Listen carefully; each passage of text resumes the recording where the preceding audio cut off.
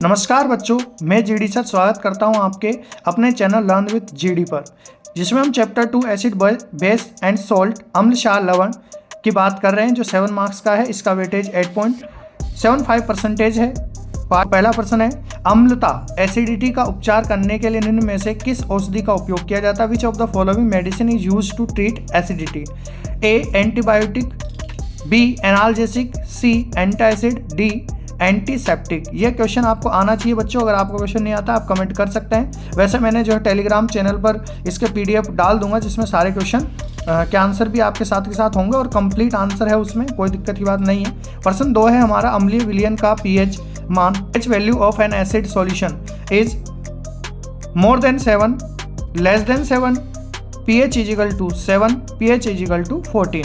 तो आपको यहाँ पर बताना है कि आपके जो अम्लीय विलयन होता है उसकी pH कितनी होती है। बहुत अच्छा प्रश्न है, बोर्ड में आ सकता है, याद कर लेना।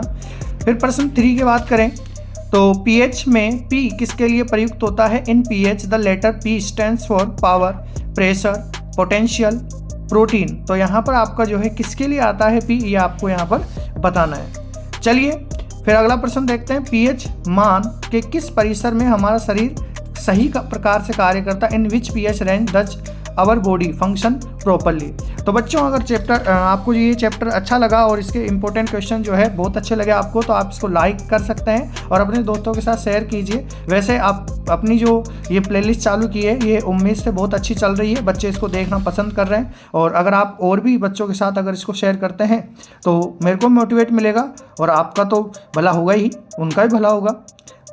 तो यहाँ पर हमने जो है बात करी कि हमारा शरीर जो है वो कौन सी pH परास में सही तरीके से कार्य करता है। 2 से 3 में करता है, 5 से 7 में करता है, 7.0 से 7.8 में करता है, 9.0 से 9.5 में करता है। तो ये आपको सही आंसर बताना है। फिर हमारा 5th ऑब्जेक्टिव है, ऑक्जेलिक अम्ल का प्राकृतिक स्रोत कौन सा है? कहने का मतलब है, which of the following is natural source of oxalic acid.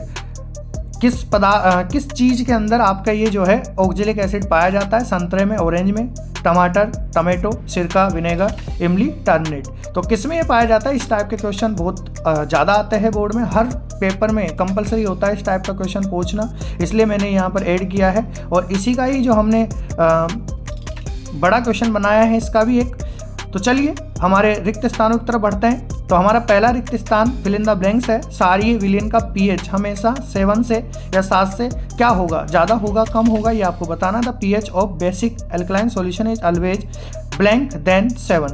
फिर आपका दूसरा ब्लैंक है, जल के अणुओं की एक निश्चित संख्या जो किसी क्रिस्टलीय जल के एक सूत्र इकाई से जुड़ी हो, उसे हम क्या कहते हैं? ये आपको यहाँ पे बताना है। The fix number of water molecule attach to 1 formula unit of a crystalline salt is called water of blank. तो यहाँ पर आपको ये एक डेफिनेशन है, बहुत अच्छी डेफिनेशन है, बोर्ड में पूछी जा सकती है इस साल।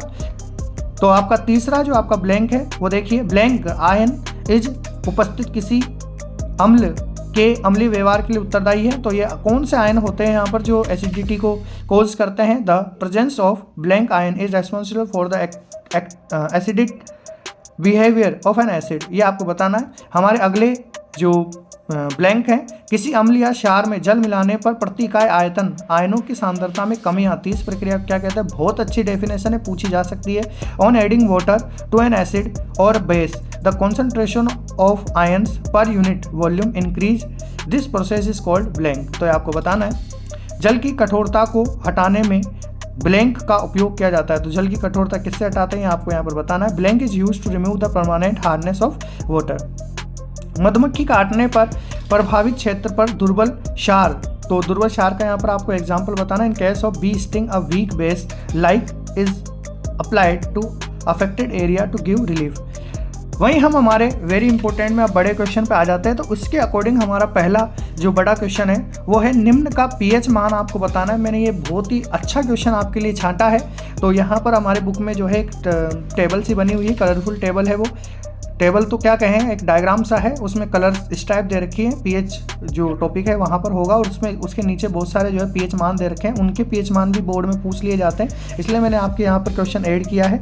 तो पहला हमारा पूछा गया है कि जटर रस की pH मान कितना होता है, नींबू का कितना होता है, शुद्ध जल का कितना होता है, रक्त का कितना होता है, मिल्क ऑफ मैग्नीशिया का कितना होता है, NaOH का कितना होता है। ये 6 ही शायद मेरे ख्याल से मान वहाँ पे दे रखे हैं, तो आप इसको जरूर याद कर लेना, पूछ लिए जा सकते हैं। नेक्स्ट अपन बात करें तो हमारे जो दूसरे क्वेश्चन है उसमें मैंने 3 क्वेश्चन शामिल किए हैं।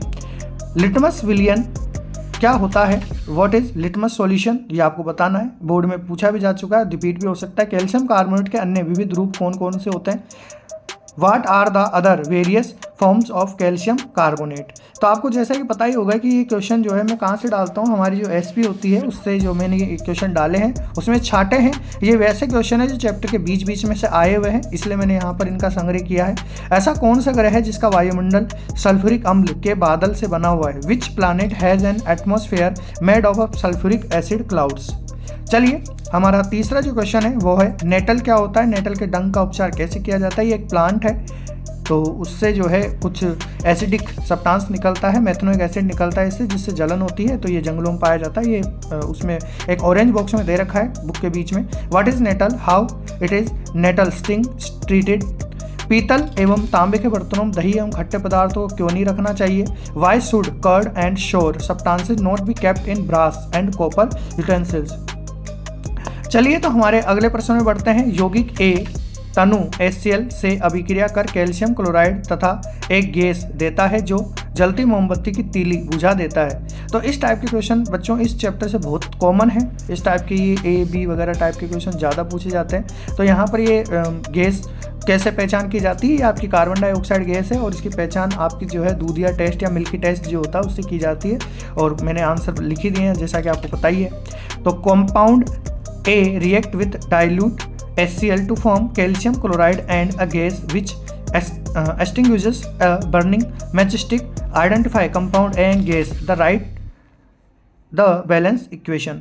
फिर आपका 5th क्वेश्चन है आपके अम्ल से धात्विक ऑक्साइड की प्रक्रिया किस प्रकार की होती है, समीकरण आपको बताना है। धात्विक ऑक्साइड और अधात्विक ऑक्साइड के क्वेश्चन भी बहुत कॉमन है, इस चैप्टर से आते ही रहते हैं, तो ये भी याद कर लेना इनकी प्रकृति कैसी होती है, और रिएक्शन आप बना ही लोगे, कोई दिक्कत नहीं है। How does an acid react with an metallic oxide, write the equation.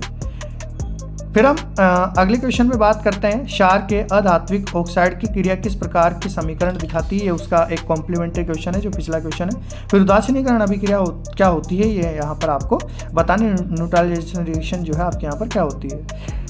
फिर वहीं यहाँ पर अपन लास्ट क्वेश्चन की बात करें। पीएच मापक क्या है, अम्लीय एवं क्षारीय विलयनों की पीएच क्या होती है, ये आपको यहाँ पर बताना। What is the pH scale, right the pH range of acidic and basic solutions. यहाँ पर मैंने फिर एक बड़ा क्वेश्चन आपके फॉर्मूलों से उठाया है। निम्न के बनने की विधि एवं उसके 2 उपयोग आपको बताने। विरंजक चूर्ण के उपयोग बताने, बेकिंग सोडा के बताने, धोने के सोडा का बताना है। श्वेत कपड़ों पर सब्जी के दाग पर साबुन लगने पर क्या आपका यहाँ पर बनता है, क्यों हो जाते हैं जब सब्जी के दाग कपड़ों पर लगते हैं तो वो लाल क्यों हो जाते हैं, उनको धोया जाता है जब। चलिए इंग्लिश में बता देता हूँ मैं इसको। Why does a vegetable stain on white cloth turn red when soap is applied। ठीक है, तो यहीं तक ही हमारे क्वेश्चन थे बच्चों। यहाँ पर एक क्वेश्चन रह गया है, आपकी बुक के अंदर एक टेबल दे रखी है जिसमें विभिन्न पदार्थों में पाए जाने वाले अम्ल, जैसे कि आपका जो सिट्रिक अम्ल होता है वो संतरे नींबू में पाया जाता है, मेथनोइक अम्ल दूध में, नेटल में और मधुमक्खी के डंक में पाया जाता है। उसकी एक टेबल बनी हुई है, टेबल जरूर याद कर लेना। मैंने कोशिश करी थी, पता नहीं शायद ये क्वेश्चन इधर उधर हो गया, तो कोई दिक्कत नहीं है, आप उस टेबल को जरूर याद कर लेना, बोर्ड में जरूर आएगी। और अगर कोई चांस बना पेपर बनाने में तो उस टाइम जो है मैं इसको डाल दूंगा। चलिए वीडियो को अंत तक देखने के लिए आपका बहुत बहुत धन्यवाद। मिलेंगे अगले पार्ट में जिसमें हम चैप्टर 3 को चर्चा करेंगे, उसके इंपॉर्टेंट क्वेश्चन उसके देखेंगे।